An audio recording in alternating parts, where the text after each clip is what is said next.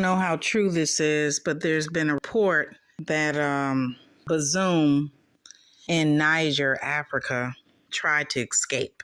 This is a report coming in from CNN News. So on Thursday, Niger's government, military government, said it foiled a late-night escape attempt by deposed President Mohamed Bazoum to flee to neighboring Nigeria after being held in custody for nearly 3 months following his ouster in a new military government.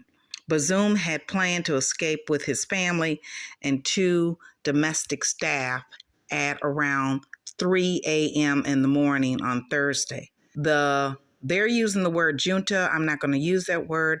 The military government said, with the help of some security accomplices who arranged transport for them to be moved to the outskirts of Niger, capital Niamey, from where they'll be flown in 2 helicopters belonging to a foreign power. We all know who that may be. 2 nights, it added in the statement. They're still just fixed on putting the puppet back into the government of Niger when the government of Niger is trying to work for the people, not the puppet, okay?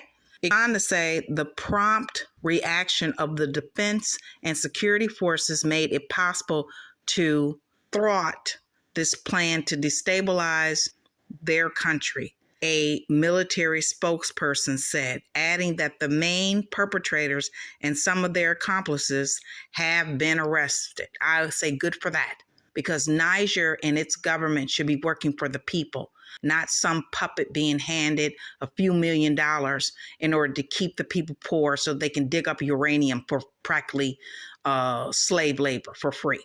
Okay. Bazoum's whereabouts are not immediately known. The deposed Nigerian leader, who has yet to resign as president, it really doesn't matter. They've taken all the steps. I'm reading, again, this article out of CNN. But let me say this, it doesn't matter because now they've gone well past the 30-day mark. They put themselves into the new government at the end of July, around July 26th, 27th. Bazoum has been removed. The people wanted that. They're happy now. They feel more free. A lot of work is being done to enrich the people, including the raising of their premium uranium, for which at first under Bazoum was being sold for pennies on the dollar. They've raised that to a fair market price. The price should be similar to what Canada sells for uranium.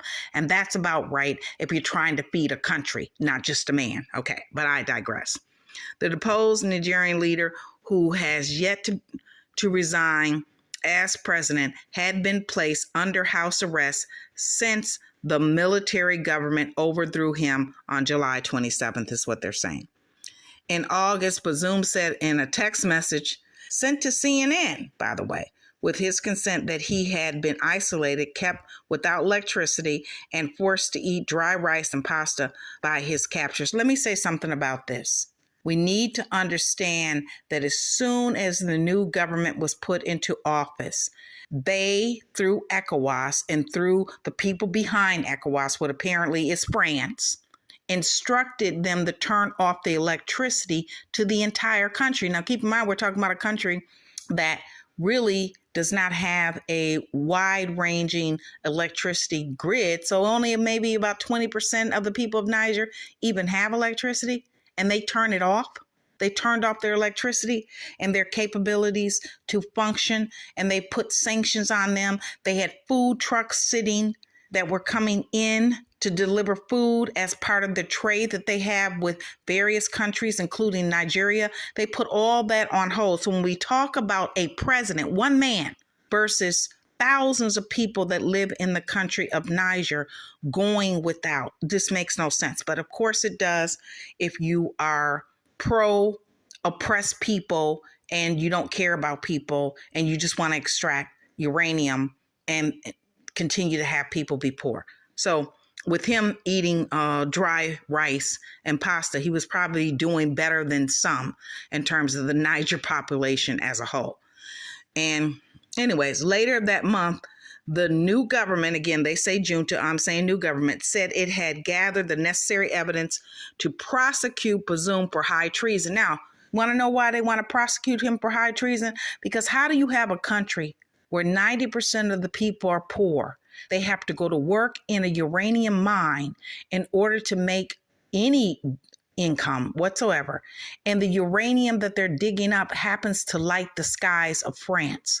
Yet the people go without electricity. Make that make sense. So obviously, to me, it doesn't sound very democratic.